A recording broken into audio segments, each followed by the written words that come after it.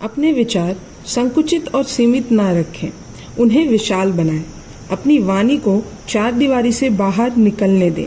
अपनी लेखनी का प्रकाश अपने आंगन में ही ना रोक लें। उसका तेज गांव-गांव में गहन अंधकार को दूर करने के लिए फैलने दें। यह भूल ना जाए कि अपने इस देश में उपेक्षितों, दलितों और दुखियों का अपना अलग संसार है। उनके दुख, उनकी व्यथा समझें और अपनी सृजन शक्ति उनके जीवन को उन्नत करने के लिए होम दें। यही सच्ची मानवता होगी। अंबेडकर के लिखने पढ़ने का कोई विशेष समय निश्चित नहीं था। उन्हें जहाँ कहीं भी जब कभी भी समय मिलता वो लिखने पढ़ने बैठ जाते।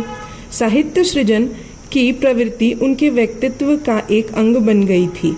वे एक ही साथ कई पुस्तकों की रचना करने में व्यस्त रहते थे। लिखते समय वे अपार संतुष्टि की अनुभूति महसूस करते थे। ऐसा कहा जाता है कि अंबेडकर ने भगवान बुद्ध और उनका धम्म लिखने में कई वर्ष लगा दिए थे। उनकी विशेषता यह थी कि वे भावावेश या आक्रोश में नहीं लिखते थे। उनकी हर रचना में संगति और तथ्यों की भरमार होती है। वे अपने विचारों का संकलन अपने ही ढंग से किया करते थे। यदि दलितों के हितों का कोई प्रश्न आता तो उनके मन रूपी सागर में भरे पड़े विचार उमड़ पड़ते थे। उन्हें अधिक सोचने समझने की आवश्यकता नहीं पड़ती थी।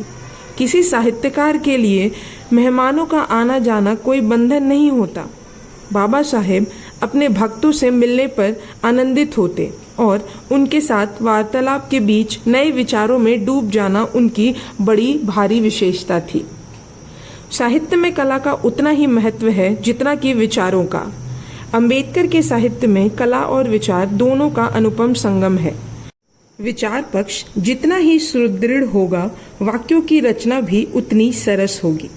साहित्य में केवल एक ही पक्ष का होना एक कमी है, क्योंकि विचार और शैली दोनों का समन्वय ही किसी लेखक की सफलता की कसौटी है।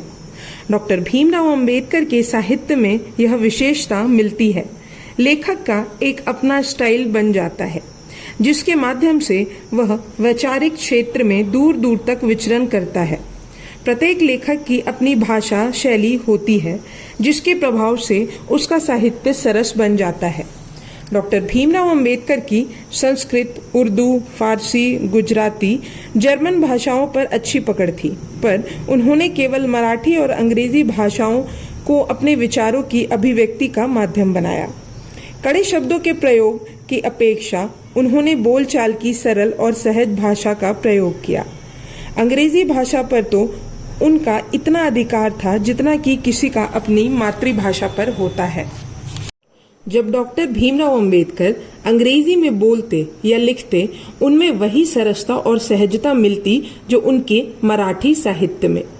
एक ओर उनकी भाषा में अत्यधिक मिठास है तो दूसरी ओर गंभीर तीखापन, क्योंकि वे न केवल उद्धारक अपितु एक विद्रोही भी थे।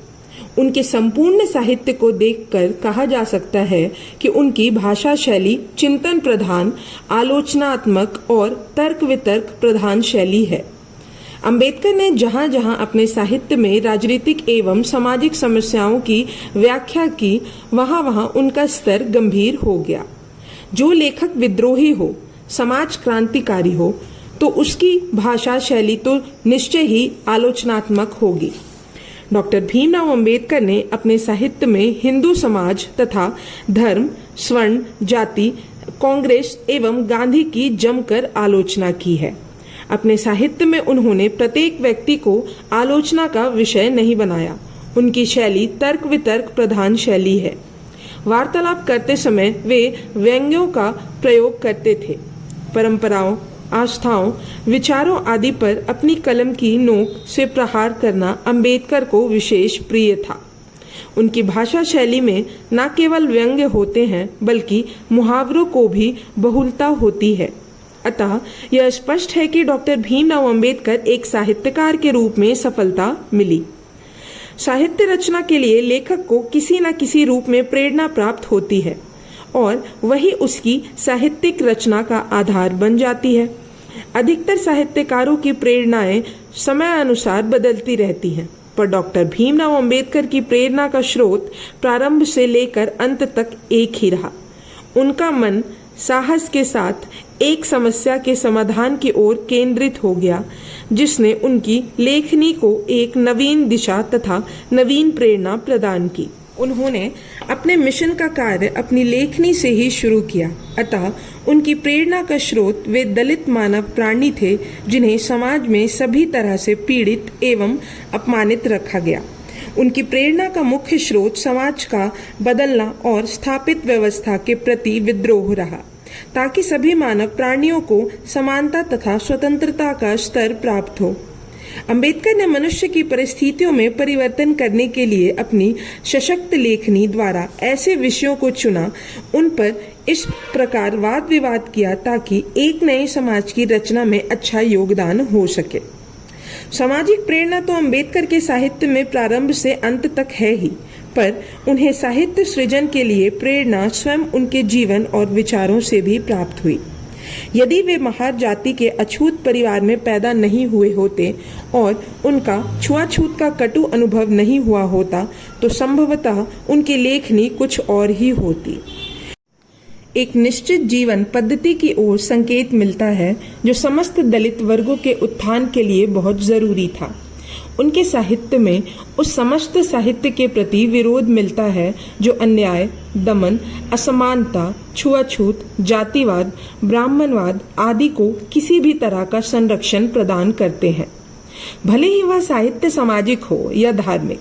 यही कारण है कि अंबेडकर के ग्रंथों को आज भी बड़ी पवित्र भावना से देखा पढ़ा जाता है।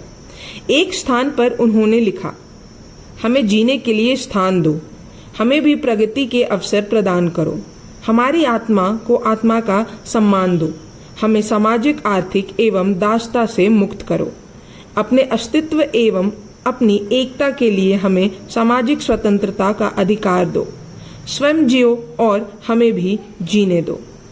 यही थी उनकी साहित्य रचना की मधुर वाणी और उनके साहित्य की अभिव्यक्ति, जो आज भी सभी के लिए शक्ति सिद्ध महामंत्र है, जिसमें आत्मविश्वास, दृढ़ता, साहस तथा सम्मान का समावेश है।